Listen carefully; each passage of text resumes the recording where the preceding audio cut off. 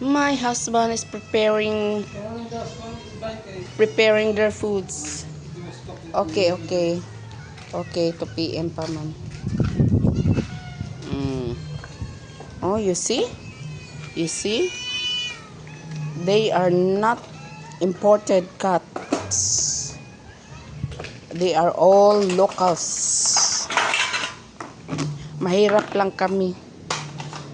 Pero kahit papano binilhan pa rin namin sila ng pagkain dahil nagugutom din sila. Tulad ng tao. Kita nyo? Ang dami nila. Hindi pa yan kompleto. Hindi pa yan kompleto. Shh.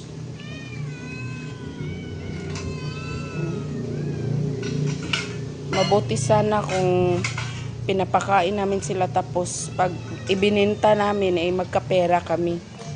Hindi eh. Wala kaming ang ano lang namin, naaawa lang kami sa kanila dahil tulad ng tao, nagugutom din sila. Thank you, Han. Oh, ito yung asawa ko, oh. Nagsakripisyo din yan para makakain yung mga pusa namin. Mga pusang Pinoy yan. Halika dito, eh. Pia. Pia. Get out, Pia. Ay, mana de kaon. Yan.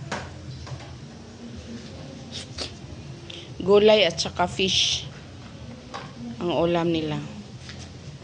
Ayan. Ayan. So,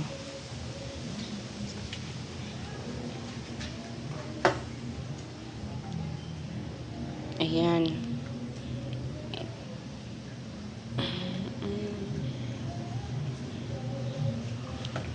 Gutom yan ang mga gutom yan. Kulang pa to ng 2 pusa. Si Puroko. Asa na si Puroko?